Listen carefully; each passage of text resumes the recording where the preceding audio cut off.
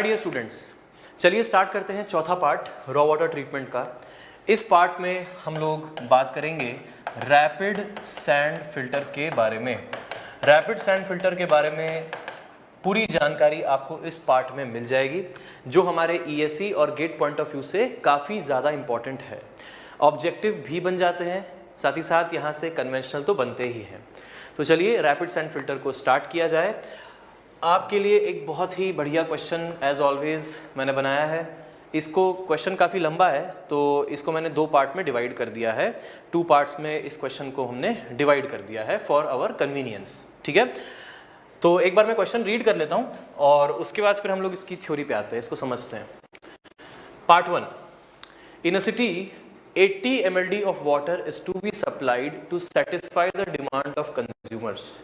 A rapid sand filter system with rate of filtration as 15 meter cube per meter square per hour is installed to cater the need. Use the following data. What is the data? Allow 5% of filtered water for storage to meet the backwash requirement. Backwashing is done daily for 30 minutes. 1 unit is to be kept as standby unit. पहले part में हमें पता लगाना है find the number of units required and area of each unit. फिर part 2 है the water is passed through the filter bed of uniform sand at a velocity of 3 meter per hour. अब ये sand के बारे में data है। Diameter of the sand grains is 0.4 mm, shape factor जो है वो है 0.85, पोरोसिटी ऑफ सैंड बेड जो है वो है 0.4। Find the maximum depth of the medium if the head loss through the fresh medium should not exceed 0.5 meter. And now, if the porosity of expanded bed is 0.55, find the maximum depth of the expanded bed. Take CD, that is the drag coefficient, as 50. Alright, so I have read out the question for you. मैंने read out कर लिया question को। अब इसको मैं समझाता हूँ। एक सिटी है, 80 mld का डिस्चार्ज हो रहा है। 80 mld of water is to be supplied to satisfy the demand of consumers. ठीक है, कंज्यूमर्स की डिमांड है 80 mld। 80 mld ये सप्लाई करना है, मतलब ये कोई एवरेज डिमांड नहीं है, ये डायरेक्टली डिजाइन डिमांड आपको दे दी है। अगर एवरेज डिमांड की बात करता तो फिर हम लोग उसमें 1.8 वगैरह कुछ वैसे मल्टीप्लाई वगैरह भी कर सकते थे, लेकिन फिलहाल के लिए यहाँ पे in a city 80 mld of water is to be supplied to satisfy the demand of consumer. ये 80 mld वहाँ पे सप्लाई करना है। A rapid sand filter system with rate of filtration as 15 meter cube per meter square per hour. एक rapid sand filter है, एक पूरा system है रैपिड सैंड फिल्टर का, एक ही नहीं बहुत सारे रैपिड सैंड फिल्टर्स होंगे। उस पूरे के पूरे सिस्टम में जो हमारे पास ये है रेट ऑफ फिल्ट्रेशन, एक टर्म यहाँ पे डिफाइन हो रही है, ध्यान से देखिएगा, rate of filtration. Rate of filtration is defined as discharge which can be passed through a unit surface area of the filter. Discharge that can be passed through a unit surface area of the filter. हम ये कह सकते हैं कि हम अगर 1 metre square का surface area filter का लेंगे तो 1 मीटर स्क्वायर सरफेस एरिया में से 1 घंटे में हम कितना लीटर पास करा लेंगे? 15 मीटर क्यूब है तो 15,000 लीटर होगा। तो कहने का मतलब यह है कि अगर हम 1 मीटर स्क्वायर का सरफेस एरिया लेते हैं रैपिड सैंड फिल्टर का तो 1 घंटे में हम 15,000 लीटर उसमें से पास करवा सकते हैं। यह है रेट ऑफ फिल्ट्रेशन। यूनिट में ही फॉर्मूला है, metre cube per metre square per hour. Per metre square is representing surface area, meter cube per hour is representing discharge, so it is nothing but discharge per unit area or discharge by surface area. That is the rate of filtration. Okay, आगे देखिए, to cater the need, ठीक है, इसको install किया गया। use the following data, क्या है? 5% of the filtered water for storage to meet the backwash requirement, मतलब जितना भी फिल्टर्ड वाटर है उस फिल्टर्ड वाटर का 5% आपको स्टोर कर लेना है to meet the backwash requirement. ठीक है, उसके बाद backwashing is done daily for 30 minutes. हर दिन बैकवॉशिंग हो रही है और हर दिन बैकवॉशिंग का जो पीरियड है, जिस समय के लिए बैकवॉशिंग हो रही है वो है 30 minutes. Alright, 1 unit is to be kept as a standby unit, मतलब जितने भी यूनिट्स आपको चाहिए होंगे उसमें आपको एक और लगाना पड़ेगा to keep as a standby. Okay, find the number of units required and area of each unit. हर यूनिट का एरिया बताइए and number of units required, ये आपको बताना है। ठीक है, इसके बाद पार्ट 2 में क्या है? पार्ट 2 में चलो अपन आते हैं बाद में, पहले अपन पार्ट 1 को कंप्लीट कर लेते हैं। अब इसको समझने के लिए सबसे पहले तो अपन रैपिड सैंड फिल्टर के एक क्रॉस सेक्शन को पहले ऑब्जर्व करते हैं। Let us see that cross section of a rapid sand filter. देखिए यहाँ पे ये है रैपिड सैंड फिल्टर का cross section. See this, as you can see in this particular diagram, which is very very important for us, you can see it here, there is this inlet main। ये जो है ये main है, ये inlet main कहते हैं इसे, इसमें okay, so this is an inlet main. Okay, यहाँ से पानी अंदर एंटर करता है और एक सेंट्रल ड्रेन में पानी जाता है। मैं भी आपको दिखाऊंगा वीडियो के माध्यम से कि सेंट्रल ड्रेन कैसी दिखती है और किस तरीके से पानी डिस्ट्रीब्यूट होता है। बट फिलहाल के लिए आप सिर्फ एक फिल्टर को देखिए और विजुअलाइज करिए। ये सेक्शंस को काट दिया गया है शो करने के लिए कि एक्चुअली क्या क्या होता है। मैं स्टार्ट करता हूँ टॉप से। टॉप में जो सबसे पहले आपको सबसे ऊपर में दिख रहा है, इसको कहते हैं हम वॉश वाटर ट्रफ। मतलब जो पानी होता है सबसे पहले इस वॉश वाटर ट्रफ में यहाँ पे एक एंट्री होता है, ये हमारा सेंट्रल ड्रेन है। सेंट्रल ड्रेन में से पानी वॉश वाटर ट्रफ में जाता है। वॉश वाटर ट्रफ में पानी इकट्ठा होने के बाद फिर ओवरफ्लो होता है दोनों साइड से, उस पीछे के भी साइड से होगा और इस साइड से भी ओवरफ्लो होता है। सिमिलरली यहाँ से भी ऐसे ओवरफ्लो होता है और ओवरफ्लो होने के बाद ये पूरे सिस्टम में आकर पानी गिर जाता है। जब इस सिस्टम में पानी गिरता है तो ये जो ऊपर वाला जो लेयर है, that layer is the sand layer. That layer is the sand layer supported over a coarser layer which is made up of gravel। ये है gravel layer। तो sand is supported over gravel। तो gravel supports the sand, keeps it away from the under drainage system। gravel supports the sand, keeps it away from the under drainage। ये under drainage system है, उससे उसको दूर करता है। Sand का escape out under drainage system में रोकता है या फिर कम करता है। पूरी तरीके से तो नहीं रुक जाता, लेकिन हाँ बहुत हद तक के रिड्यूस डाउन जरूर हो जाता है। नहीं तो फिर क्या होता, अगर हम सैंड को डायरेक्टली अंडर ड्रेनेज सिस्टम के ऊपर रख देते। अंडर ड्रेनेज सिस्टम क्या है, पाइप्स हैं। पाइप्स में क्या है, परफोरेशंस हैं। परफोरेशंस यानी कि छेद हैं। उन छेद में सैंड के पार्टिकल्स फंस सकते थे और उसकी चोकिंग कर सकते थे।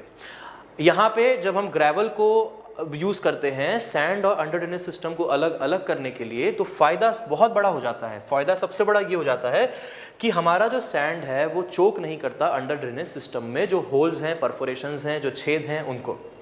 ग्रेवल जो है एज अ सपोर्टिंग मीडियम है सैंड के लिए। जब भी हम लोग कोई भी फिल्टर मीडियम यूज़ करते हैं तो कोशिश ये की जाएगी कि जो भी मीडियम है, मीडियम कौन है, मीडियम ग्रेवल नहीं है, फिल्टरिंग मीडियम है हमारा sand he.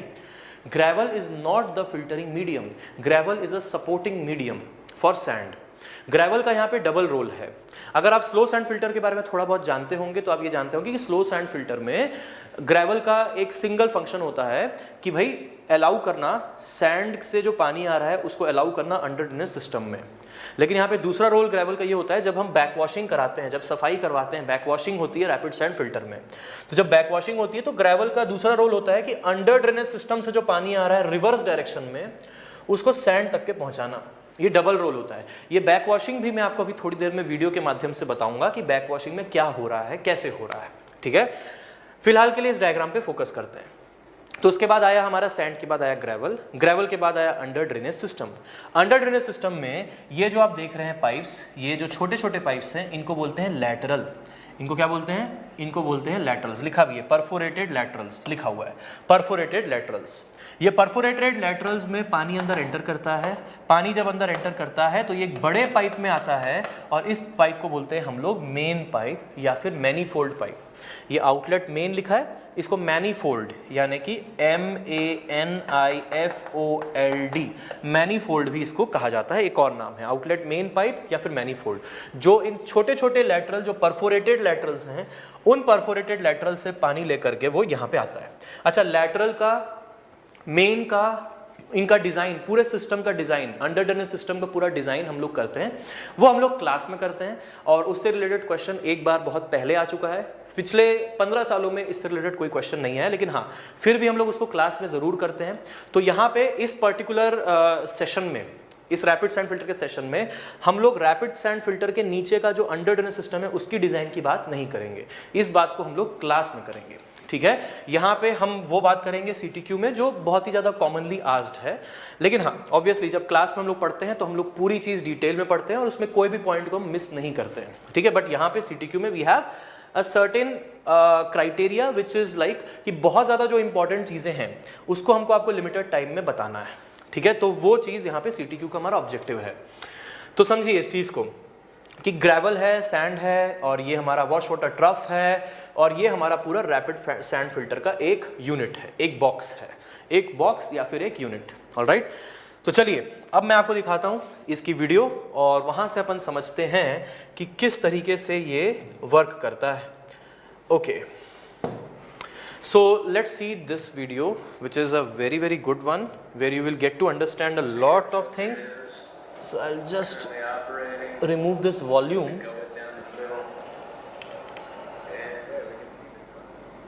Okay, now see this. In this particular system, as you can see, this is a rapid sand filter system. मैं इसको वीडियो को पॉज करता हूँ यहाँ पे और आपको दिखाता हूँ। ये जो आप देख रहे हैं ये है सेंट्रल ड्रेन, ये है सेंट्रल ड्रेन, और सेंट्रल ड्रेन के लेफ्ट में, सेंट्रल ड्रेन के राइट में रैपिड सैंड फिल्टर यूनिट्स हैं। ये सब रैपिड सैंड फिल्टर यूनिट्स हैं। सो this is the central drain where the water is coming. Which water is coming? Settled water is coming. What do you mean by settled water? Settled water होता है जो sedimentation tank से बाहर आता है, उसको बोलते हैं सेटल्ड वाटर। जो सेडिमेंटेशन टैंक से बाहर निकलता है, सेटलमेंट जिसमें हो चुका है, जितने पार्टिकल सेटल हो सकते थे हो गए, फिर जो बाहर आता है उसको बोलते हैं सेटल्ड वाटर। सिमिलरली फिल्टर से जो बाहर निकलेगा उसको हम बोलेंगे फिल्टर्ड वाटर। तो सेटल्ड वाटर सबसे पहले यहाँ पे सेंट्रल ड्रेन में आता है, और उसके बाद ये इसमें भरता है। जब पानी इसमें भरता है तो फिर ये डिस्ट्रीब्यूट होता है किन में, ये जो ग्रीन ग्रीन कलर के आप देख रहे हैं ये वॉश वाटर ट्रफ इनमें आता है।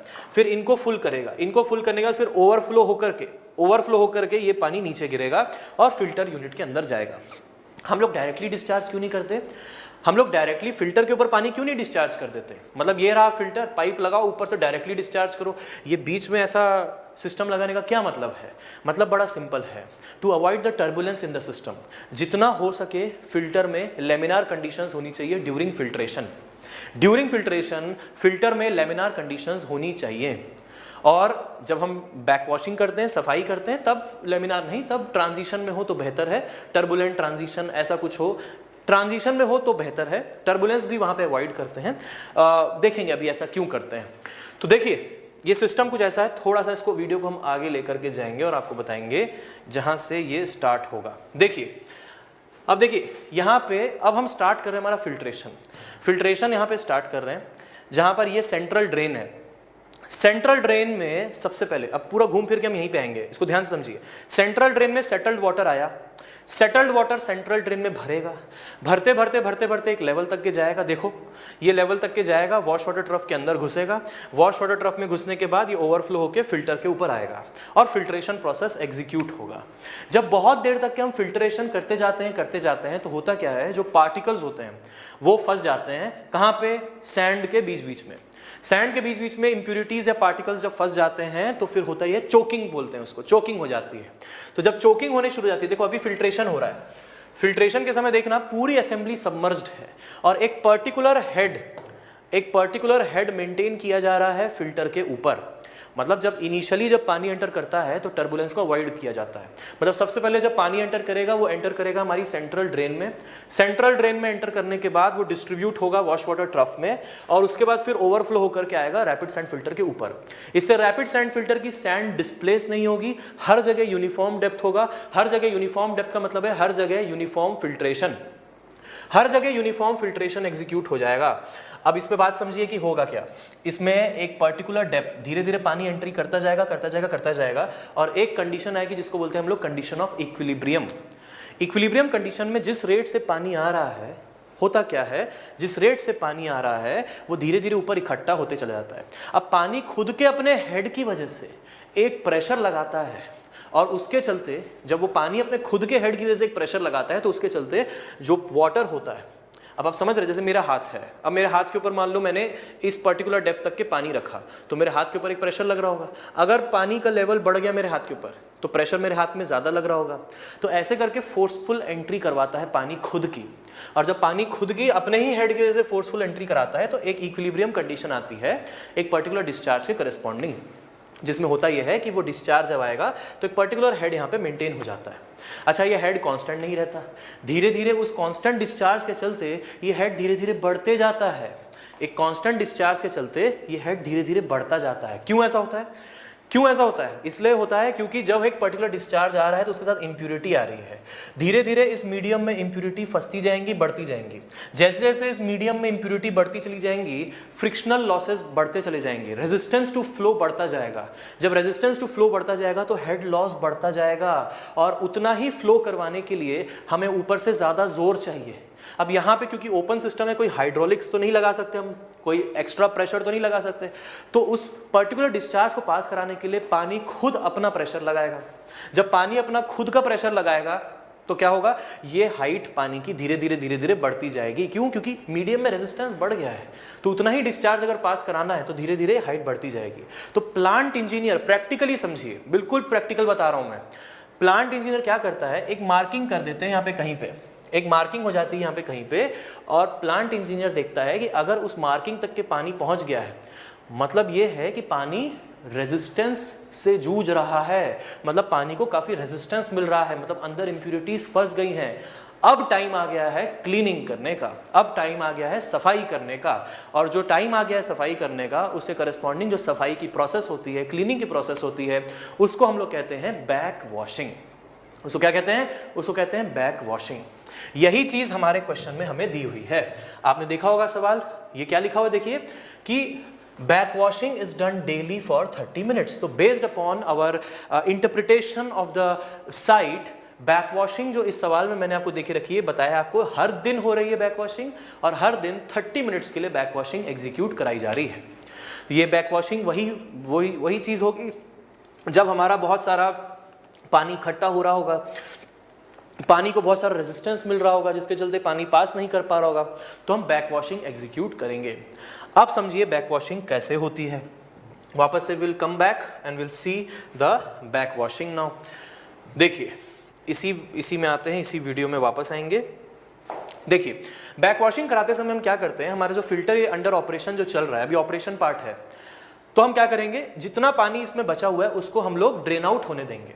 कहाँ से? सेंट्रल ड्रेन से भी ड्रेन आउट होने देंगे, वहाँ पे एक ड्रेन पाइप लगा रहता है नीचे, वहाँ से ड्रेन आउट होने देंगे, वो चला जाएगा हमारे वॉश वाटर गटर में, और मतलब जहाँ पे आसपास का सीवेज होगा वहाँ पे वो चला जाएगा।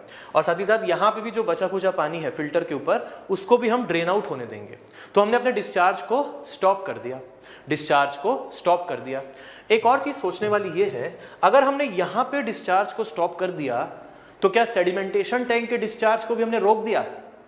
क्या हमने सेडिमेंटेशन टैंक के डिस्चार्ज को भी रोक दिया? जी नहीं, बिल्कुल भी नहीं। सेडिमेंटेशन टैंक के डिस्चार्ज को हमने डाइवर्ट कर दिया, सेडिमेंटेशन टैंक के डिस्चार्ज को डाइवर्ट कर दिया। ये एग्जीक्यूट होता है with the help of properly designed and placed valves. Valves होते हैं ये sluice valve, gate valve, control valve होते हैं, जो कि डिस्चार्ज को कंट्रोल करने का, पाइप में जो डिस्चार्ज आ रहा है उसको ऑन ऑफ करने का काम करते हैं, ये सारे के सारे स्लूस वेल्व्स। तो डिस्चार्ज को डाइवर्ट कर दिया जाता है। अब ऐसे में जनरली टेंडेंसी ये है कि एक हमारे पास टैंक होती है, जैसे बैक वॉशिंग होगी तो वो भी तो पानी से होगी, और गंदे पानी से तो नहीं होगी। बैक वॉशिंग किससे होगी? साफ पानी से होगी। तो जो बैक वॉशिंग साफ पानी से होगी, वो साफ पानी को स्टोर भी तो करना है। तो जिस दौरान ये सफाई हो रही है इसकी, उस दौरान जो सेटल्ड वाटर आता है पीछे से, उसको हम डाइवर्ट करके स्टोरेज पे ले जाते हैं, और उसको मीनवाइल थोड़ी देर के लिए स्टोर करते रहते हैं। जब हमारे फिल्टर वापस रेडी फॉर ऑपरेशन हो जाता है, तो फिर उस समय हम यहाँ पे वो जो सेटल्ड वाटर होता है फिर से उसको वापस से यहाँ पे डाइवर्ट कर देते हैं, और हमारा अगले दिन के लिए वो पानी बैकवॉश स्टोरेज टैंक में स्टोर हो जाता है, बैकवॉश स्टोरेज टैंक में स्टोर हो जाता है। इस तरीके से अगर आपको ज़्यादा स्टोर कराना है तो ज़्यादा कराइए। तो फिलहाल हमारे क्वेश्चन में मैंने आपको दे दिया है कि 30 मिनट्स के लिए बैक वॉशिंग हो रही है। उन 30 मिनटों में जितना भी डिस्चार्ज पीछे से आ रहा होगा वो स्टोर हो रहा होगा। Got it? So that is the whole point of this particular exercise. अब इसके बाद देखिएगा, अब आते हैं हम लोग हमारी बैक वॉशिंग पे। बैक वॉशिंग में जैसा कि मैंने बताया कि जितना पानी है सबको ड्रेन आउट कराइए। सेंट्रल ड्रेन से पानी हट गया, वॉश वाटर ट्रफ में जो बचा खुचा पानी था खुद ब खुद गिर गया। हल्का सा ग्रेविटी एंगल होता है, हल्का सा ग्रेविटी एंगल में ये वॉश वाटर ट्रफ्स प्लेस्ड होते हैं, ताकि सेंट्रल ड्रेन को जब खाली करें तो वॉश वाटर ट्रफ का पानी खुद ब खुद अंदर आ जाए और वो बाहर निकल जाए। जो बचा खुचा पानी यहाँ पे होता है फिल्टर के ऊपर, वो फिल्टर के ऊपर का पानी भी हटा लिया जाता है। अब इस तरीके से जब पानी पूरा तरीके से हट जाएगा तो हम स्टार्ट करेंगे बैक वॉशिंग। अब सेंट्रल ड्रेन में आप बड़े ध्यान से देखिएगा, मैं आपको दिखाने वाला हूँ अभी। यहाँ पे 2 पाइप होते हैं। सेंट्रल ड्रेन में कितने पाइप होते हैं? 2 होते हैं। आइए दोनों पाइप्स को देखेंगे हम। ये आ गया, ये देखिए, ये 2 पाइप होते हैं। ये सेंट्रल ड्रेन है। सेंट्रल ड्रेन के लेफ्ट में, सेंट्रल ड्रेन के राइट में रैपिड सैंड फिल्टर्स हैं। सेंट्रल ड्रेन में 2 पाइप हैं। ये जो पहला वाला पाइप है दोस्तों, ये पहला वाला पाइप ऊपर वाला, ये लेकर के आता है सेडिमेंटेशन टैंक के पानी को टैंक के अंदर। ये लेकर के आता है सेडिमेंटेशन टैंक के पानी को टैंक के अंदर।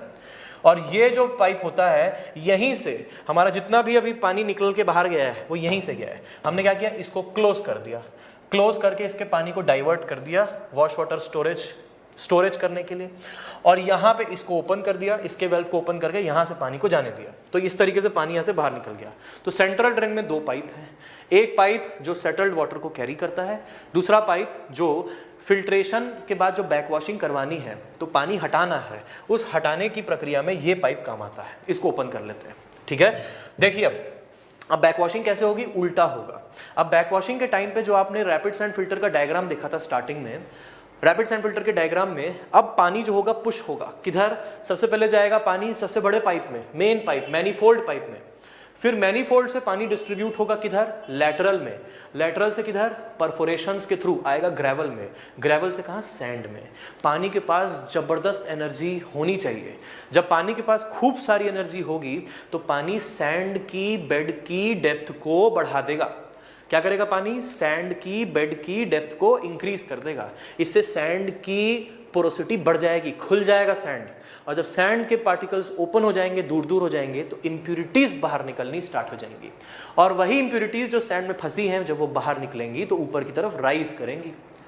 अच्छा, मोस्ट ऑफ द इम्प्यूरिटीज, खास बात है जानने वाली, मोस्ट ऑफ द इम्प्यूरिटीज जो रैपिड सैंड फिल्टर के ऊपर आती हैं वो ऑर्गेनिक नेचर की होती हैं। और ऑर्गेनिक इम्प्यूरिटीज हल्की होती हैं। और ऐसे में इसी वजह से हल्की हल्की इम्प्यूरिटीज ऊपर सैंड में इजीली आ जाती हैं। अब आप पूछेंगे कि most of the impurities organic कैसे हुई, तो मैं आपसे पूछूंगा कि सेडिमेंटेशन टैंक में most of the impurities settle कौन सी हुई, ऑर्गेनिक हुई कि इनऑर्गेनिक हुई। सेडिमेंटेशन टैंक में ऐसी इम्प्यूरिटीज जल्दी सेटल होंगी जिनकी स्पेसिफिक ग्रेविटी ज़्यादा होगी। ऑर्गेनिक की स्पेसिफिक ग्रेविटी ज़्यादा कि इनऑर्गेनिक की, ऑर्गेनिक की ज़्यादा। 2.6 से 2.9 की रेंज में ऑर्गेनिक इम्प्यूरिटीज, 2.6 से 2.9 की रेंज के बीच में इनऑर्गेनिक इम्प्यूरिटीज जो है उनको लिया जाता है। तो ऐसे में ऑर्गेनिक होती है 1 से 2 स्पेसिफिक ग्रेविटी, इनऑर्गेनिक होती है 2.6 से 2.9। तो बात समझ रहे हैं, 2.6 से 2.9 वाले की सेटलमेंट की टेंडेंसी ज़्यादा होगी। इसी वजह से ज़्यादा इम्प्यूरिटीज़ यहाँ पे जो आएंगी वो ऑर्गेनिक वाली होंगी। इनऑर्गेनिक भी आएंगी लेकिन ऑर्गेनिक वाली बहुत ज़्यादा होंगी। इसी कारण वो ऑर्गेनिक इम्प्यूरिटीज़ बड़ी आसानी से ऊपर आ जाती हैं। तो फिल्ट्रेशन के में जब हम क्लीनिंग करते हैं, बैक वॉशिंग करते हैं, तो वो हल्की हल्की इम्प्यूरिटीज़ सैंड के कंपैरिजन में हल्की होती है, वो हल्की हल्की इंप्यूरिटीज ऊपर आनी शुरू हो जाती है। मोर ओवर यहाँ पे जो सैंड हम लोग यूज करते हैं, ये फाइन सैंड नहीं यूज करते, ये कोर्स सैंड यूज की जाती है। कोर्स सैंड इसलिए यूज करते हैं कि अगर हम फाइन सैंड यूज करते तो 2 नुकसान होते। पहला नुकसान ये होता कि फाइन सैंड जल्दी चोक करता, तो शायद हमें हर घंटे बैक वॉशिंग कराने की जरूरत पड़ जाती। कोर्स सैंड को बार बार बैक वॉशिंग कराने की जरूरत नहीं पड़ती।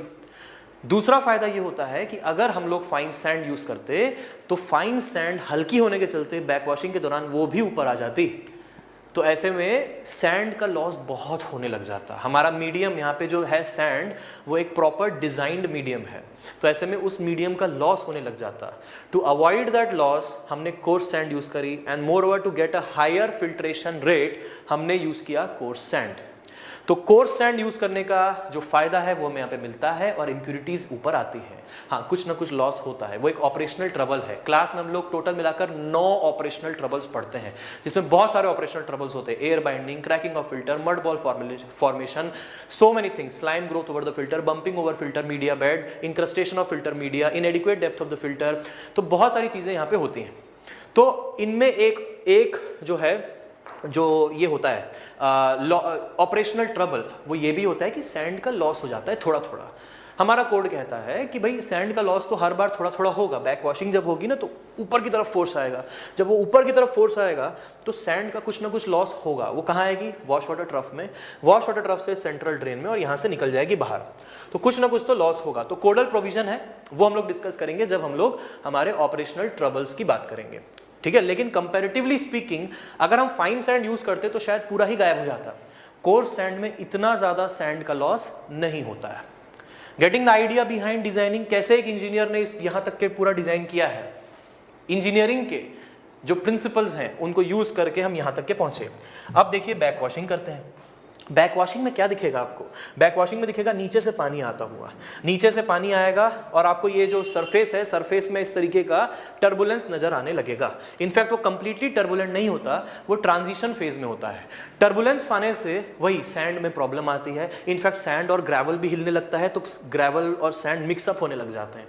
तो हम ग्रेवल को डिस्टर्ब नहीं करना चाहते, इसी कारण इसकी एनर्जी को बहुत ज़्यादा नहीं रखते, इतना ही लिमिट में रखते हैं। पंप से जो एनर्जी हम धक्का दे रहे हैं पानी को, जो हम पंप की एनर्जी लगा रहे हैं, तो इतनी ज़्यादा नहीं कि सैंड और ग्रेवल दोनों डिस्टर्ब हो जाएं, हिल जाएं। तो अब यहाँ पे देखिए ये इस तरीके से आपको पानी ऊपर आते हुए दिखेगा, क्योंकि पानी पंप इन हो रहा है और बहुत तेज़ी के साथ हो रहा है पंप इन। जो पानी पंप इन हो रहा है वो धीरे धीरे ऊपर राइज करेगा। आप टर्बिडिटी देख रहे हैं पानी की बहुत ज़्यादा है, देखिए किस तरीके का ब्राउनिश पानी दिख रहा है, मतलब ये सारी की सारी इम्प्यूरिटीज़ को लेकर ऊपर आ रहा है। अभी और पंपिंग इन चल रही है, तो जो पंपिंग इन अंदर चल रही है उसके चलते पानी ऊपर आ रहा है। थोड़ा फास्ट फॉरवर्ड कर दिया हमने इस वीडियो को, क्योंकि इसमें लगता है टोटल मिलाकर आधा घंटा इसमें लगता है। तो फास्ट फॉरवर्ड करके आपको दिखा रहे हैं, देखिए पानी धीरे धीरे ऊपर आ रहा है। और ये जैसे ही पानी वॉश वाटर ट्रफ में आएगा, वॉश वाटर ट्रफ में इम्प्यूरिटीज के साथ पानी आएगा और ये जाएगा सेंट्रल ड्रेन में। सेंट्रल ड्रेन के बाद वो पानी निकल जाएगा बाहर। तो ये रहा पूरा क्लीनिंग का प्रोसेस। हम तब तक के बैकवॉश वाटर को करते रहेंगे, पुश करते रहेंगे, अंदर डालते रहेंगे, जब तक कि हमें यहाँ पे ऑलमोस्ट नेग्लिजिबल टर्बिडिटी का पानी मिल जाए। अगर यहाँ पे पानी की टर्बिडिटी ऑलमोस्ट नेग्लिजिबल हो गई, तो इसके मायने क्या हैं? इसके मायने बड़े सिंपल हैं, ये हैं कि अब फिल्टर बेड क्लीन हो चुका है, अब फिल्टर बेड साफ हो चुका है, क्लीन हो चुका है, और अब जो है हम अपनी बैक वॉशिंग को स्टॉप कर सकते हैं। बैक वॉशिंग को स्टॉप करने के बाद हम वापस से अपने फिल्ट्रेशन को स्टार्ट कर सकते हैं। तो यही प्रोसेस रिपीटेडली होता है ऑलमोस्ट हर दिन। Frequency of back washing as per our code is 24 to 48 hours. 24 से 48 घंटे में एक बार ये कर लेना है। हमारे क्वेश्चन में जो मैंने आपके लिए बनाया है उसमें मैंने 24 आवर्स दे दिया है, ठीक है। देखिए पानी कितना क्लियर हो गया। क्लियर पानी मतलब बैक वॉशिंग कंप्लीट, सफाई हो गई, बस अब फिर से वही प्रोसेस स्टार्ट होगा। सेंट्रल ड्रेन पे वही सेटल्ड वाटर आएगा। अब देखिए सेंट्रल ड्रेन को फोकस करिएगा, उसमें सेटल्ड वाटर आएगा और फिर से फिल्ट्रेशन स्टार्ट हो जाएगा। तो this process is carried on as per our question daily. As per the code 24 to 48 hours में प्रोसेस को आप एग्जीक्यूट कर सकते हैं, ठीक है। तो इस तरीके से देखिए, ये देखिए पानी आया, फिर से वही चीज स्टार्ट हो गई। सो this is about the operation and the filtration part and the working part and also the backwashing part and also certain design aspects। यहीं से आपको कुछ डिजाइन एस्पेक्ट, डिजाइन डेटा नहीं रटवा रहा हूं मैं आपको यहाँ पे कॉन्सेप्ट बता रहा हूँ। बाकी डिजाइन डेटा तो अपन देख ही लेंगे, जो अपन जब डिजाइनिंग वगैरह करते हैं तो डिजाइन डेटा वगैरह देख लेते हैं। देखिए अब आते हैं हम लोग हमारे क्वेश्चन पे, और पहला वाला क्वेश्चन जो है हम सॉल्व करते हैं। बड़े ध्यान से देखिएगा। इन a city 80 mld of water is to be supplied to satisfy the demand of consumers। मतलब कंज्यूमर्स को कितना चाहिए?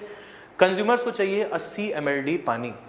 A rapid sand filter system with rate of filtration as 15 meter cube per meter square per hour is installed to cater the need। तो यहाँ पे हम लिख देते हैं जो हमें डिजाइन डिस्चार्ज चाहिए, क्यू डिजाइन डिस्चार्ज जो चाहिए वो हमें निकालना होगा। डिजाइन डिस्चार्ज जो चाहिए वो हमें निकालना होगा। लेकिन ये पता है हमें कि जो सप्लाई चाहिए कंज्यूमर्स को वो कितना चाहिए? वो चाहिए 80 × 10⁶ litres per day. Rate of filtration FR is 15 metre cube per metre square per hour. ये हमारा रेट ऑफ फिल्ट्रेशन, ठीक है। क्या लिखा है? Use the following data. Back washing is done daily for 30 minute. Allow 5% of filtered water for storage to meet the backwash requirement, or 1 unit is to be kept as standby filter. Find the number of units required and area of each unit। Find the number of units, कितने चाहिए रहेंगे और हर unit का area कितना होगा, ठीक है। चलिए सॉल्व किया जाए। देखिए अब जो हमें नंबर ऑफ यूनिट्स निकालने हैं, तो मॉरल एंड वेलेस ने एक तरीका हमें प्रोवाइड किया after doing a lot of research that the Morrill and Wallace there is this empirical relation to find empirical relation for number of units required. Number of units required n is given by 1.22 root over q, where n is the number of units. That's it. n क्या है? n है number of units कितने required हैं, और ये है discharge किसमें? MLD में. MLD में आप डायरेक्टली पुट करिए और फिर वहाँ से आप नंबर ऑफ यूनिट्स को एस्टिमेट कर सकते हैं. ध्यान रखिएगा ये एकदम एग्जैक्ट एस्टिमेट नहीं है और ये कोई कोडल रूल नहीं है कि इतने ही प्रोवाइड करने हैं, लेकिन हाँ ये एक रफ एस्टिमेट दे देता है कि आप इससे थोड़ा आगे पीछे अपने नंबर्स को एडजस्ट कर सकते हैं. तो देखिए अगर हम इसको कैलकुलेट करेंगे तो n की वैल्यू आ जाएगी 1.22 रूट ओवर 80. तो ऐसे में ये हो जाएगा 1.22 रूट ओवर 80 की वैल्यू 10.91. अगर 10.91 है तो आई कैन रफली say that I will install 11 units. Sometimes you can say 10 units also. It's a rough estimate. I am telling you again, it's a rough estimate.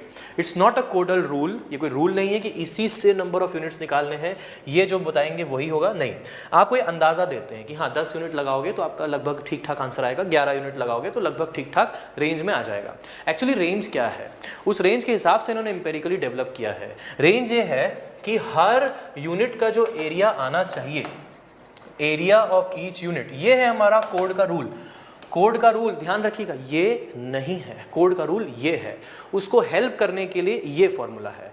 Area of each unit should be between 10 to 80 metre square. मतलब जो surface area होना चाहिए हर एक rapid sand filter unit का, जो surface area होना चाहिए वो 10 से 80 मीटर स्क्वायर के बीच में होना चाहिए. और अब हम लोग एरिया पहले से ले लें या फिर पहले ही यूनिट्स निकाल लें तो ये ज़्यादा ईजियर मेथड है. इसी वजह से मॉरल एंड वेलेस का फॉर्मूला यूज हो सकता है. ठीक है, अब बात करते हैं हम लोग रेट ऑफ फिल्ट्रेशन की. What do mean by rate of filtration? I told you rate of filtration is discharge passing through the filter, discharge passing through the filter divided by the surface area of the filter, divided by the surface area of the filter. तो अब यहाँ पे हमें निकालना है what is the discharge passing through the filter. अब आपको लग रहा होगा कि discharge passing through the filter तो 80 mld है. नहीं जी, 80 mld नहीं है. डिज़ाइन डिस्चार्ज जो फिल्टर में हमें पास करवाना है वो कुछ और है. 80 mld तो वो है जो सप्लाई है, जो कंज्यूमर्स को चाहिए. 80 mld वो है जो कंज्यूमर्स को चाहिए, और बहुत सारे लोग गलती कर देते हैं डायरेक्टली यहाँ पे 80 mld ले लेते हैं. 80 mld वो है जो कंज्यूमर्स को चाहिए. डिज़ाइन डिस्चार्ज इससे ज़्यादा है. क्यों? क्योंकि ये देखिए, allow 5% of the filtered water for storage to meet the backwash requirement. ये समझ पा रहे हैं हम कि अब देखिए जो बैकवॉशिंग होगा वो साफ पानी से होगा, गंदे पानी से तो नहीं होगा. तो आपको वो पहले से ही फिल्टर करके वापस से स्टोर करना है. अब हम आते हैं हमारे वही डायग्राम पे, प्रोसेस पे. जिस दौरान बैकवॉशिंग हो रही थी, देखिए जिस दौरान बैकवॉशिंग हो रही थी तो मैंने आपको बताया कि उस दौरान हम जो सेडिमेंटेशन टैंक से पानी आ रहा है उसको डाइवर्ट करके स्टोर कर लिए. हाँ, अब उस पानी को डायरेक्टली फिल्ट्रेशन में नहीं, बैकवॉशिंग में नहीं यूज़ कर सकते. सफाई करने के लिए, सफाई करने के लिए गंदा पानी कैसे यूज़ होगा जिसमें खुद में इम्प्यूरिटी है.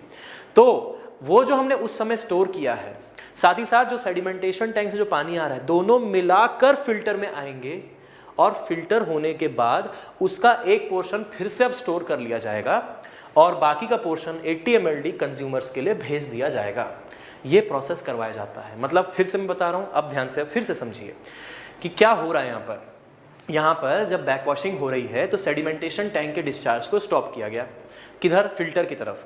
लेकिन सेडिमेंटेशन टैंक तो चल रहा है, वहाँ से डिस्चार्ज को डाइवर्ट करके कहाँ लेके गए? वहाँ से डाइवर्जन करके लेके गए स्टोरेज के लिए. टेम्परली स्टोर कर लिया गया उस पानी को. फिर जब फिल्टर रेडी फॉर ऑपरेशन हुआ तो फिर से डाइवर्ट इस तरफ वापस फिल्टर की तरफ करके सेडिमेंटेशन का पानी फिल्ट्रेशन में लाया गया और साथ ही साथ जो हमने पहले से स्टोर करके रखा है वो पानी भी यहाँ पे लाया गया. इस तरीके से वो दोनों मिलाकर फिल्टर के ऊपर आते हैं और उसके बाद जब फिल्ट्रेशन होके पानी निकलता है तो उसमें से एक पोर्शन जो एक पोर्शन है वो चला जाता है कंज्यूमर्स की तरफ, और जब वो टैंक खाली हो जाती है, उस टैंक में हो गया सारा का सारा पूरा खाली हो गया, तो वापस से हम उस टैंक में स्टोर कर लेते हैं। मैं जो प्लांट विजिट किया हूँ, बहुत सारे प्लांट्स मैंने विजिट किए हैं, उसमें एक प्लांट ऐसा भी था जिन्होंने 2 टैंक लगाए थे, 2 टैंक, दोनों अलग अलग टैंक। एक टैंक वो था जिसमें कि डाइवर्ट होता है सेडिमेंटेशन टैंक से, और पानी वहाँ पे टेम्परली स्टोर होता है, फिर वो फिल्टर से पास होता है, फिर जो फिल्टर से पास होकर बैक वॉशिंग के लिए स्टोर होता है एक्चुअली में, वो जाता है दूसरी टैंक में। तो ऐसा भी किया जा सकता है। तो ये डिपेंड करेगा प्लांट इंजीनियर्स के ऊपर जिन्होंने इसको डिज़ाइन किया है, जो मतलब बेसिकली पैसे लग रहे हैं हर चीज़ में, राइट। तो will look at the economics of providing this thing also, understand the practicality of the things, right. Now 5% of filtered water for storage to meet the backwash requirement. बात समझिए, बहुत important, 5% of filtered water for storage to meet backwash requirement. तो ऐसे में हम कहेंगे कि भाई डिज़ाइन डिस्चार्ज जो है, डिज़ाइन डिस्चार्ज जो है, मैं चाहूँगा वीडियो यहाँ पे आप पॉज करो और आप खुद बताओ डिज़ाइन डिस्चार्ज कितना है। अब मैं होप किया होगा कि आपने उस जगह पे पॉज किया होगा जहाँ पे जस्ट अभी मैंने बोला। डिज़ाइन डिस्चार्ज जो होगा मेरे फ्रेंड्स, वो होगा 80 mld डिवाइडेड बाय 0.95। आप में से बहुत सारे लोगों ने ये काम किया होगा और 80 × 1.05 किया होगा, 80 × 1.05 भी किया होगा डिज़ाइन डिस्चार्ज, जो कि एकदम गलत है, एकदम गलत है। क्यों गलत है मैं समझाता हूँ। देखो, यहाँ से आया होगा 84 mld, ऑब्वियसली 5% बढ़ाओगे 84 mld हो जाएगा। यहाँ से आया होगा 84 पॉइंट समथिंग, तो 80 बाय 0.95 84.21 mld। क्वेश्चन में क्या बोला गया है, क्वेश्चन की लैंग्वेज को देखिए जो मैंने लिखी है यहाँ पे, कि allow 5% of filtered water for storage to meet the backwash requirement. So अब अगर फॉर एग्जाम्पल यहाँ पे कंसिडर करते हैं, 2 केसेस कंसिडर करते हैं, ये एक फिल्टर जिसमें से हमने पास कराया 84.21 mld, ये यहाँ पे एक वही सेम फिल्टर लेकिन इसमें से हमने पास कराया 84 mld, 84 mld। कहने का मतलब है जो फिल्टर पानी हो रहा है, कितना पानी यहाँ पे फिल्टर हो रहा है 84.21, इसका 5% स्टोर कर लेना है। अगर हम इसका 5% स्टोर करके बाकी कंज्यूमर्स तक दें, इसका 5% स्टोर कर लें बाकी कंज्यूमर्स तक दें, और दूसरे केस में इसका भी 5% स्टोर करके बाकी कंज्यूमर्स को दें, तो ये जा रहा है कंज्यूमर्स के पास। तो कंज्यूमर्स के पास कितना जाना चाहिए, कंज्यूमर्स की नीड सेटिस्फाई हो जानी चाहिए, कंज्यूमर्स के पास कितना जाना चाहिए 80 mld। तो आप चेक करिए कि 84.21 is the water filtered through this and 5% of filtered water is to be kept for storage for back washing. तो 84.21 का 5% जो होगा वो होगा 4.21, ये होगा 4.21। तो ऐसे में माइनस करोगे 4.21 तो कंज्यूमर्स के लिए कितना बचा, 84 बचा। 84 नहीं, कंज्यूमर्स के लिए बचा 80। अब कंज्यूमर्स को 80 ही चाहिए, कंज्यूमर्स को 80 ही चाहिए, कंज्यूमर्स को 80 मिल गया। बात समझ रहे हैं। सिमिलरली यहाँ पे देखिए, चेक करिए, खुद ही चेक करिए, अगर हम 84 का 5% हटा दें, 84 का 5% हटा दें तो कितना हट गया, 4.2 हट गया। 5% of filtered water is required for again cleaning it. तो फिल्ट्रेशन हुआ अगर 84 का, तो उसका 5% आपने स्टोर किया, मतलब 4.2। अगर आपने 4.2 स्टोर कर लिया तो कंज्यूमर्स को 80 नहीं मिलेगा, कंज्यूमर्स को मिलेगा 79.8 mld, तब ना जाके टोटल 84 होगा। तो आप बात समझिए कि वो मेथोडोलॉजी गलत है, आपको लॉजिक से चलना है, और लॉजिक इस पर्टिकुलर सवाल में ये कहता है, इसको अब हम हटा दे रहे हैं, आप तो पीछे जाके देख ही सकते हो वीडियो में, ठीक है, हमें चाहिए स्पेस यहाँ पर। तो आप लॉजिक से समझ पा रहे हैं कि design discharge will be 84.21 million litres per day, जिसके लिए रैपिड सैंड फिल्टर को डिजाइन करना चाहिए। Got the point. अब चलिए मैं चाहूंगा कि आप एक और मिस्टेक यहाँ पे करिए, आप surface area of the filter निकालिए और वहां पे एक और गलती आप करिए, खुद से पहले करिए, पॉज करिए वीडियो को, फिर हम सॉल्व करेंगे। रेट ऑफ फिल्ट्रेशन है 15 metre cube per metre square per hour is equal to 84.21 into 10⁻³ metre cube per day. Litre per day था, मैंने मीटर क्यूब कर दिया ताकि मेरे को कैंसिल आउट करना है। Divided by surface area required to pass this discharge. How much is the surface area required to pass this whole discharge. अब देखिए यहाँ पर मीटर क्यूब से मीटर क्यूब तो हम कैंसिल कर देंगे। अब आप बोलेंगे चलिए ठीक है, एक काम करते हैं, 15 metre cube per metre square per our है, इसको अपन मल्टीप्लाई कर देते हैं। किससे मल्टीप्लाई कर देते हैं? 24 आवर्स पर डे। अब ऐसे में आवर से आवर और इधर का पर डे कट जाएगा और ऐसे में हमें सरफेस एरिया मिल जाएगी मीटर स्क्वायर में। सही बात है? बिल्कुल गलत है, एकदम गलत है ये। क्यों गलत है? बात समझो। इसलिए गलत है क्योंकि आपके पास इस रेट से फिल्ट्रेशन हो रहा है, ये फिल्ट्रेशन रेट है। आपके पास 24 घंटे है ही नहीं। हर दिन में आधे घंटे तो निकल लिए, किस में निकल लिए? निकल लिए बैक वॉशिंग में। तो आपके पास एक्चुअली में इस डिस्चार्ज को पास कराने के लिए इस रेट ऑफ फिल्ट्रेशन से 24 आवर्स है ही नहीं। हमारे पास कितने आवर्स हैं? हमारे पास है 23.5 आवर्स। तो ऐसे में ये मल्टीप्लाई किससे होगा? 23.5 आवर्स पर डे। इसको ऐसा समझो, आप बोल रहे हो मैं सर 2 दिन से पढ़ रहा हूँ, तो 2 दिन से पढ़ रहे हो तो 48 घंटे पढ़ लिए क्या? आपके लिए एक दिन होगा शायद 10 घंटे, तो आप 2 दिन से पढ़ रहे हैं मतलब आपने पढ़ लिया 20 घंटे। वैसे ये रेट किसका है? ये एब्सोल्यूट सेंस में एक दिन में 24 घंटे होते हैं, उससे कोई मतलब नहीं है। आपको इससे मतलब है कि अगर एक घंटे में ये रेट है तो 23.5 आवर्स में कितना टोटल हो जाएगा। तो इसी वजह से हमें 23.5 आवर्स से मतलब है, ना कि हमें पूरे एक 24 आवर्स से मतलब है। क्योंकि 24 आवर्स में जो ऑपरेशनल है, जिसमें हमें सरफेस एरिया देनी है to pass this much discharge, वो डिस्चार्ज जो है 23.5 आवर्स तक ही तो पास होगा। तो therefore we will multiply by 23.5 hours. अब आप कैंसल आउट कर सकते हैं और अब आप देख सकते हैं कि आपकी टोटल सरफेस एरिया रिक्वायर्ड कितनी है। तो द टोटल सरफेस एरिया, ये टोटल सरफेस एरिया देगा क्योंकि टोटल डिस्चार्ज आप ले रहे हैं, तो टोटल सरफेस एरिया आ जाएगा। आपको नंबर ऑफ यूनिट्स पता है, मॉरल एंड वेलेस ने बता दिया, नंबर ऑफ यूनिट्स 11 ले लो। अब आप 11 यूनिट लेंगे तो आप ये बता सकते हैं कि आपका एक यूनिट, ये यहाँ से पता चल जाएगा सरफेस एरिया रिक्वायर्ड टोटल इतना है, डिवाइडेड बाय आप ये कर देंगे तो आपको ये भी पता चल जाएगा कि हर यूनिट का सरफेस एरिया कितना होगा। So surface area required will be nothing but 84.21 into 10 to the power 3 divided by 23.5 divided by 15, and this is going to give us 238.893 metre square. देखिए यहाँ पे आ जाएगा और ये यहाँ पे आ जाएगा, तो इस तरीके ये डिवीजन में जाएगा, मीटर स्क्वायर उधर चला जाएगा। तो surface area required will be metre square.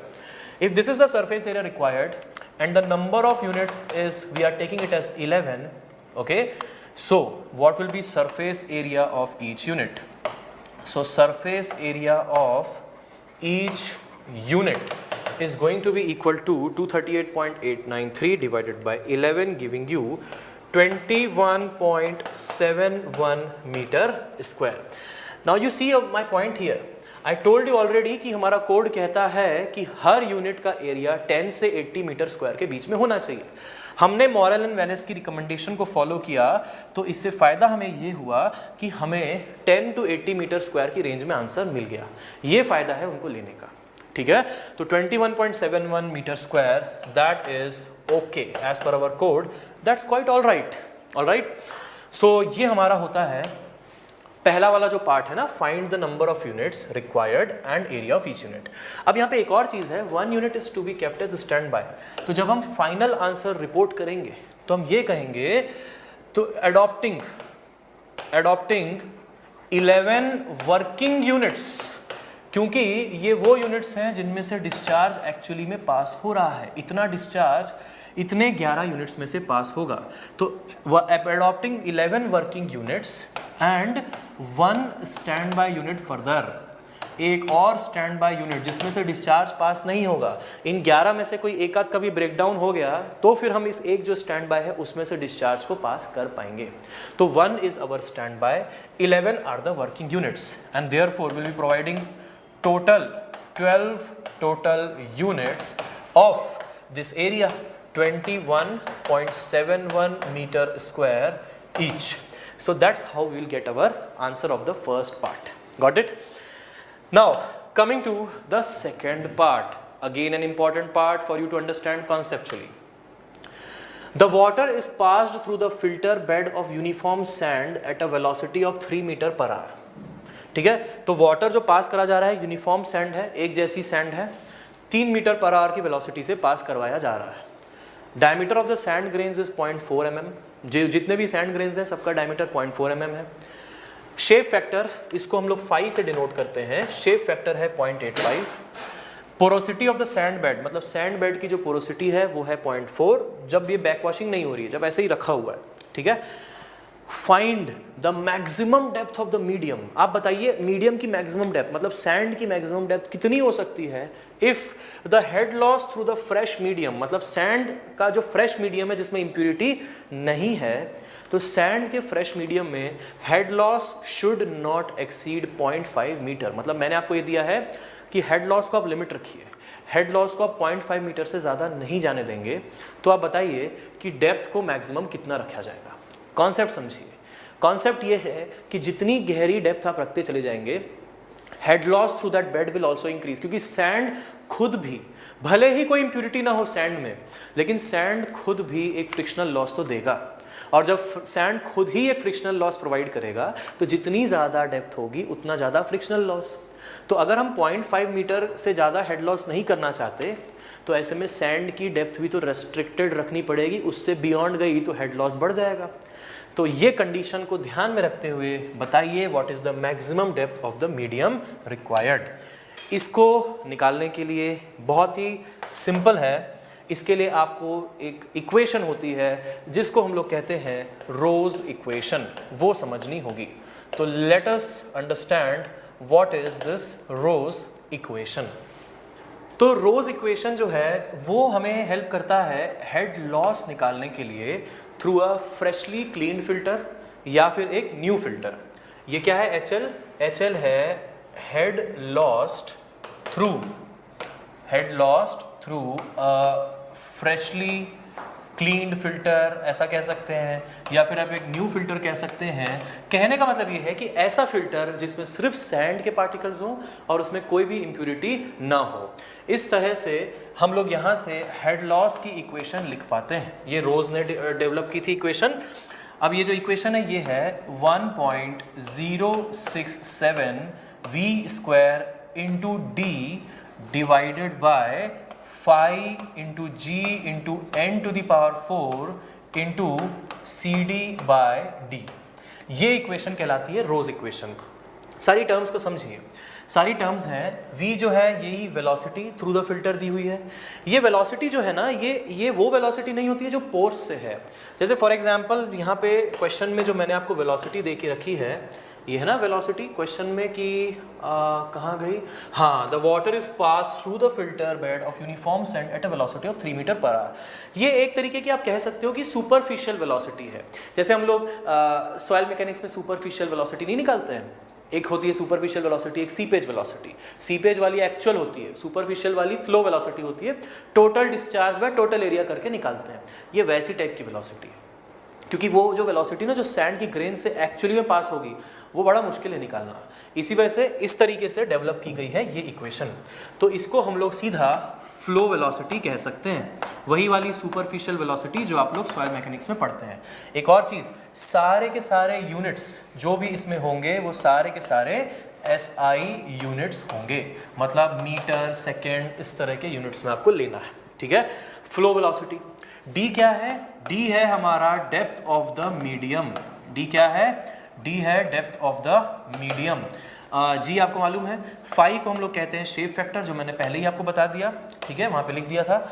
N जो है ये है porosity of the bed, porosity of the bed. अच्छा, ये फ्लो वेलोसिटी आप किस में पुट करेंगे? मीटर पर सेकेंड में।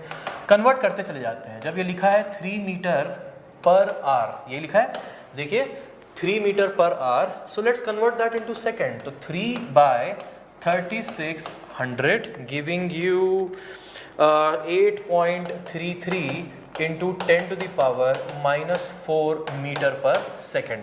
Alright, porosity of the bed is given to us, and the porosity of the bed, I'll show you.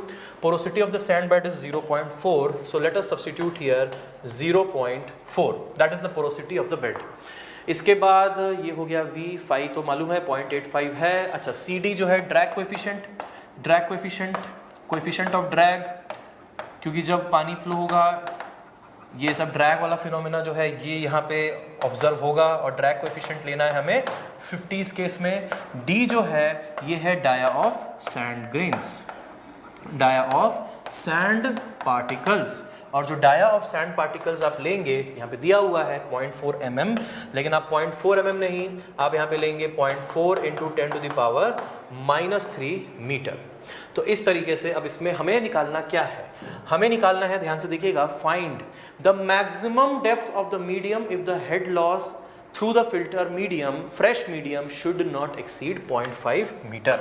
मतलब HL का value should not be greater than 0.5 metre and we know HL का expression, just हम उस HL के expression को यहाँ पे put कर देते हैं 1.067 V² D by 5Gn⁴ into CD by small d should not be greater than 0.5 metre.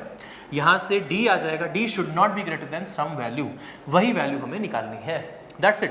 ठीक है, तो देखिए 1.067 इंटू V² V कितना है 8.33 into 10⁻⁴, so will put it here 8.33 into 10⁻⁴ का स्क्वायर मल्टीप्लाइड बाय D, ये जानना है, divide by 5 is 0.85, shape factor 9.81 multiplied by n⁴, मतलब 0.4⁴, CD is 50 and this diameter of the sand grain जो कि 0.4 mm दिया हुआ था, ये हो जाएगा 0.4 इंटू 10⁻³ 0.4 mm। तो I just check it once all the data, yes 0.4 था, और ये जो if the head loss should not exceed 0.5 metre, ठीक है, और ये भी 0.4 मीटर, ठीक है, all the data is correct, should not be greater than 0.5 metre.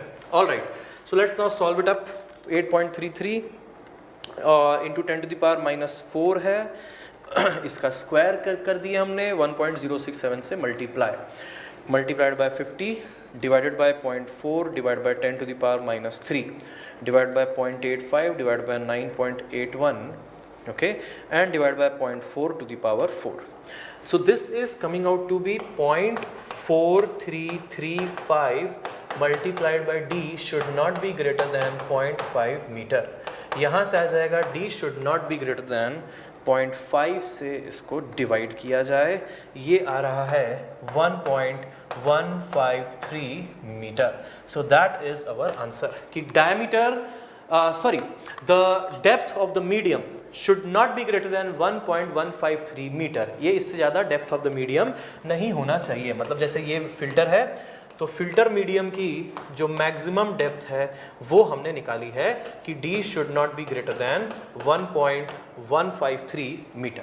Alright, so ये हो गया हमारे अगेन पार्ट 2 के पहले वाले क्वेश्चन का आंसर। पार्ट 2 का ही दूसरा सवाल देखिए, if the porosity of the expanded bed is 0.55, find the maximum depth of the expanded bed. Find the maximum depth of the expanded bed. Again, it's simple to find it out. एक relation होता है, इस relation के derivation पे अभी हम लोग इस पर्टिकुलर सेशन में नहीं जाएंगे, इसको हम लोग क्लास में करते हैं।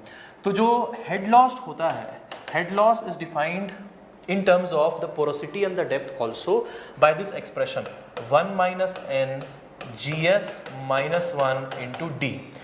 अब ये जो हेड लॉस होता है, अगर हम इम्प्यूरिटीज को कंसिडर ना करें, if impurities are not considered, if impurities are not considered, then head loss through any, like HL will be equal to HL dash, and I can say HL is nothing but the head lost during filtration, and HL dash is the head lost during backwashing। Backwashing के समय ही filter का जो bed होता है वो expand करता है। तो जब बोला गया है ना कि if the porosity of the expanded bed is 0.55, तो इनडायरेक्टली उन्होंने आपको ये बता दिया गया है कि बैकवॉशिंग के दौरान जो एक्सपेंशन हो रहा है बेड का, उसके करस्पॉन्डिंग आप डेप्थ ऑफ द बेड बताइए। तो आप ये समझिएगा कि अगर इम्प्यूरिटीज को आप कंसिडर ना करें तो HL will be equal to HL dash, मतलब head loss during filtration will be equal to head loss during backwashing। But ये हम लोग सॉइल मैकेनिक्स के प्रिंसिपल्स यूज़ करके इस चीज़ को प्रूव कर देते हैं, क्लास में करते हैं इस चीज़ को। यहाँ पे CTQ में ये चीज़ अभी हम लोग प्रूव पे नहीं जाएंगे, ठीक है। प्रूव करना, डेरिवेशन सारे के सारे मैंने आपको पहले बता के रखा है, ये सब हम लोग क्लास में करते हैं। अभी इसको अप्लाई करेंगे तो आप देखिएगा सैंड के पार्टिकल्स तो वही हैं, तो हम लिख सकते हैं 1 minus n GS minus 1 into D is equal to 1 minus N dash GS minus 1 into D dash. ऐसे में GS minus 1 will get cancelled. 1 minus N into D will be equal to 1 minus N dash into D dash. Okay, अब आपको मालूम है कि जो depth हमने निकाल रखी है, जो मैक्सिमम डेप्थ है वो है 1.153 मीटर और जो उसके करस्पॉन्डिंग पोरोसिटी है वो है 0.4. ये बोला है बैक वॉशिंग के दौरान पोरोसिटी हो रही है 0.5, तो डी डैश बताइए. तो जब आपने ये वैल्यू मैक्सिमम ले ली, ऑटोमेटिकली डी डैश वैल्यू भी आपको मैक्सिमम मिलेगी और इसीलिए सवाल का आंसर आ जाएगा. क्या बोला गया है? If porosity of expanded bed is 0.55, find the maximum depth of the expanded bed. When you want to find out the maximum depth, you can take D as also maximum. So we have directly taken 1.153 and therefore D dash will be equal to, देखिएगा ये हो जाएगा हमारा 1 minus 0.55 हो जाएगा 0.45, तो ये यहाँ पे हो जाएगा 0.6 multiplied by 1.153 divided by 0.45. ये 0.6 है, मल्टीप्लाइड बाय 1.153 डिवाइड बाय 0.45, तो 0.6 multiplied by 1.153 divided by 0.45. So this D dash will come out to be 1.537 metre.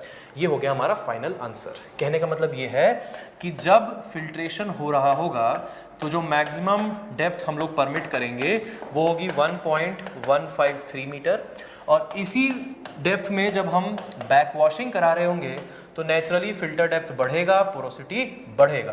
तो जो पोरोसिटी इंक्रीज होगा, जो फिल्टर डेप्थ बढ़ेगा, तो ये जो डेप्थ 1.153 से 1.537 मीटर हो जाएगा. इस समय इसमें क्या हो रहा है? इसमें पानी मूव कर रहा है ऊपर से नीचे, ये हो रहा है फिल्ट्रेशन के दौरान और ये हो रहा है बैक वॉशिंग के दौरान. ऐसा, तो this is during back washing, this is during back washing. Alright, so that is the point of all this exercise. The head lost in both the cases, whether it is filtration going on or backwashing, the head loss comes out to be same and this can be proved also. However, you can see from here, कुछ analytically अगर मैं आपको बताने की कोशिश करूं तो आप एनालिटिकली भी समझ सकते हैं. मैथमेटिकली तो हम लोग सॉइल मैकेनिक्स के प्रिंसिपल्स को यूज़ करते हैं और वहाँ से हम लोग ये निकालते हैं. एनालिटिकली मैं चाहूँगा मैं आपको बता दूँ थोड़ा सा, और वो ये है कि आप खुद सोचिए कि जब कभी भी अगर इम्प्यूरिटी हम कंसिडर ही नहीं कर रहे, यहाँ पे भी इम्प्यूरिटी नहीं, वहाँ पे भी नहीं, क्वेश्चन में लिखा भी है कि डोंट कंसिडर द इम्प्यूरिटीज, तो ऐसे में जो फ्रिक्शन टोटल मिलाकर, मान लो 1 करोड़ पार्टिकल है यहाँ पर, तो जो फ्रिक्शन टोटल मिला के 1 करोड़ पार्टिकल देंगे, चाहे वो इस केस में हो या फिर इस केस में हो, दोनों फ्रिक्शंस क्या होंगे? सेम ही ना होंगे. दोनों फ्रिक्शन सेम होंगे क्योंकि बैक वॉशिंग भी हो रही होगी तो वो भी 1 करोड़ पार्टिकल ही यहाँ पे फ्रिक्शनल प्रोवाइड कराएंगे और जिसकी वजह से हेड में जो लॉस आएगा, मैं टोटल हेड की बात नहीं कर रहा हूँ, टोटल हेड यहाँ पे डिफरेंट होगा, यहाँ पे भी, इनसे कंपैरिजन में सब डिफरेंट होगा. हेड के लॉस की बात कर रहा हूँ, कितना हेड का लॉस होगा. और हेड के लॉस के लिए रिस्पॉन्सिबल जो एजेंसी है वो है सैंड का फ्रिक्शन. तो सैंड का जो फ्रिक्शन है यहाँ पर और सैंड का फ्रिक्शन जो है यहाँ पर, दोनों क्या है? सेम है. इसी वजह से हेड लॉस दोनों ही जगहों पर सेम होगा दोस्तों. Got the point? So this is all there in this lecture. अगले लेक्चर में हम लोग बात करने वाले हैं डिसइंफेक्शन के बारे में, स्पेशली क्लोरीनेशन के बारे में. Chlorination is our major method of disinfection. बहुत सारे कॉन्सेप्ट्स उससे रिलेटेड. मैं चाहूँगा आप डिसइंफेक्शन के बारे में थोड़ा सा पढ़ करके फिर नेक्स्ट लेक्चर को देखिए. Thank you so much. Thank you.